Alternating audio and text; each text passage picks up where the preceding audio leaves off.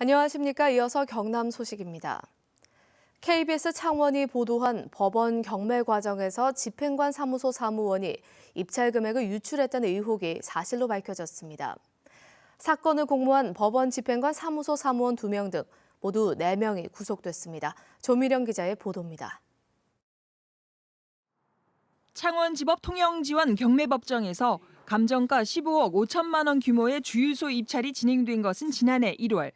경찰 수사 결과 경매를 진행하던 집행관실 사무원 53살 송모 씨가 한 참가자의 입찰 봉투를 열어 서류를 꺼내보고 브로커 39살 추모 씨를 통해 입찰 금액을 문자 메시지로 보낸 것으로 확인됐습니다. 다른 분들 입찰 금액은 확인을 하지 않는데 제 것만 왜 확인을 하느냐고 묻으니 안 보았다고 딱 잡아떼더라고요. 이 메시지를 함께 확인한 주유소업자 59살 김모 씨는 이 금액보다 불과 0.2% 많은 금액을 써내 낙찰받은 것이 사실로 드러났습니다. 사건을 공모한 사람은 이 주유소업자와 집행관실 사무원 52살 전모 씨. 전 씨는 경매를 진행할 같은 집행관실 사무원 송 씨에게 부탁해 브로커 추 씨에게 다른 참가자의 금액을 문자 메시지로 보내도록 한 겁니다. 이들은 지난해 2월부터 이뤄진 경찰 수사에서 모든 혐의를 부인했지만 사건 당시 경매법정의 CCTV 화면과 휴대전화 통화 내역을 분석한 경찰에 1년 만에 덜미가 붙잡혔습니다. 기지국이 있습니다. 네네. 그때 그 당시에 그 사람들이 어디 있으면 그리고 한쪽에서는 지금 그 증거까지도 지금 인멸을 한 상태거든요. 지금 그 동서하고 동안북로 기지국 하나를 맞춰가면서. 창원지법 통영지원은 지난 20일 같은 법원 집행관실 사무원 2명과 1순위 낙찰자, 브로커 등 4명에 대해 구속영장을 발부했습니다. 그 어느 것보다 공정해야 할 법원에서 이뤄진 경매가 불법적으로 진행됐다는 사실이 밝혀지면서 법원 행정에 대한 신뢰도에 큰 타격이 있을 것으로 보입니다. KBS 뉴스 조미령입니다. 설 연휴 전 마지막 휴일인 어제 전통시장 등에는 제수용품을 준비하러 나온 사람들로 온종일 북적였습니다. 박선자 기자가 보도합니다. 썰렁했던 전통시장이 발 디딜 틈 없이 모처럼 크게 북적입니다. 잘 말린 조기와 복을 불러온다는 밤과 대추, 명절에 빠질 수 없는 오색전까지 대목 분위기가 물씬 풍깁니다. 차례상에 올릴 생선과 건어물 등 제수용품을 정성스럽게 고르는 주부들. 가족들과 명절을 함께 보낼 생각에 벌써부터 설렙니다. 생선하고 뭐 여러 가지 보고 있습니다. 지금 가족 모여서 오손도손 이야기하는 게 그게 좋은 것 같아요. 하지만 부쩍 오른 물가 때문에 마음껏 장보기가 부담스럽습니다. AI 사태로 달걀값이 폭등한 데다 태풍 등의 영향으로 작황이 좋지 않았던 채소 과일값도 설 대목을 앞두고 크게 올랐습니다. 차례상 비용이 만만치 않지만 명절을 준비하지 않을 순 없습니다. 평소에 하는 대로 하는데 물가가 비싸가지고 조금씩 많이 줄였어요. 모처럼 몰려드는 손님들의 상인들의 얼굴에도 웃음이 떠나지 않지만 경기 침체가 길어지면서 설 대목이 예전 같진 않습니다. 요즘 또 불경기라 가지고 조금 손님이 날씨도 춥고 그래서 좀 덜 오시는 것 같아요. 아직은 손님이 마음이 많이 얼어붙었는지 좀 전에보다 손님이 적어요. 껑충 뛴 물가 때문에 명절 준비는 더 힘들어졌지만 명절을 준비하는 마음만은 설렘 가득한 하루였습니다. KBS 뉴스 박선자입니다. 외국에서는 고가철로나 도로를 공원으로 재단장해 좋은 반응을 얻고 있습니다. 서울 고가도로에 이어 부산에서도 이런 형태의 공원이 추진되고 있는데 관할 동구청과 부산시의 입장이 엇갈리고 있습니다. 장성길 기자가 취재했습니다. 지상 9m 높이의 철길이 공원으로 바뀌었습니다. 연간 400만 명 관광객을 끌어모으는 미국 뉴욕 명물 하이라인 파크입니다. 서울시도 이 공원을 본떠 서울역 주변 고가도로를 공원으로 만들고 있습니다. 부산 최초, 전국에서 가장 오래된 고가로인 부산 자성대 고가로가 이런 모습으로 바뀌면 어떨까요? 관할 동구청은 철거를 눈앞에 두고 있는 이 고가로를 공원으로 만들자고 최근 부산시에 공식 건의했습니다. 한국전쟁 아픔이 담긴 매축지 마을 등을 연결해 좋은 관광 상품이 될 수 있다는 판단에 섭니다. 명소를 보고 찾아주시면은 유동기가 많아짐을 해가지고 우리 시장 발전에 큰 도움이 되라고 기대가 됩니다. 문제는 철거에 대한 부산시의 입장이 애매하다는 것. 시정혁신본부에서는 공원화 사업 계획을 세웠고 반면 건설본부는 최근 철거를 위한 설계 용역을 맡겼습니다. 철거 비용 130억 원으로 공원을 만들자라는 동구청의 요청에 서병수 부산시장은 검토하겠다라고만 할 뿐 명확한 결론을 내리지 않았습니다. 공원하냐 철거냐, 전국에서 가장 오래된 이 고가도로의 운명은 늦어도 올해 상반기 안에 결정될 전망입니다. KBS 뉴스 장성길입니다. 경상남도와 자매 지역인 일본 야마구치에서 보내온 한일 교환 뉴스입니다. 일본에서 자주복의 새해 첫 경매가 열렸다는 소식과 청년들의 성년식 소식 등을 이재성 아나운서가 전해드립니다.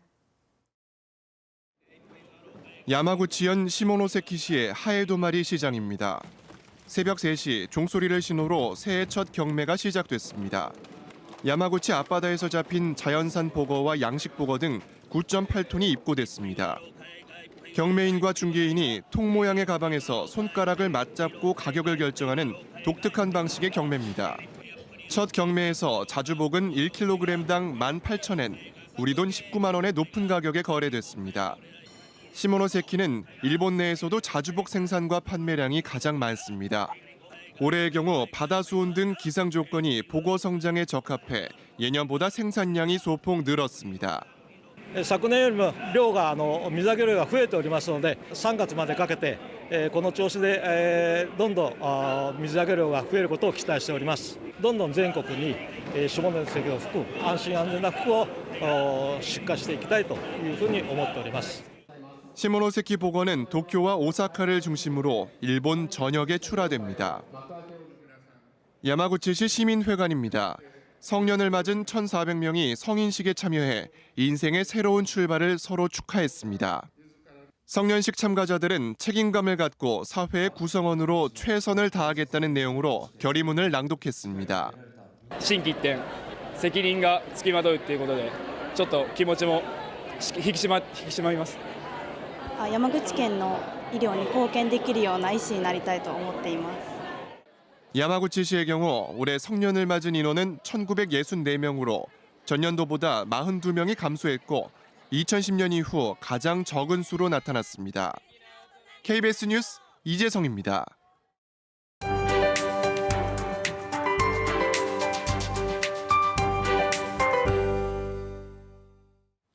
추위의 기세가 꺾일 줄 모르고 있습니다. 기온은 내림세를 보이면서 사천 영하 9도, 진주 영하 7도, 창원은 영하 6도 등 올겨울 가장 낮은 분포를 보이고 있습니다.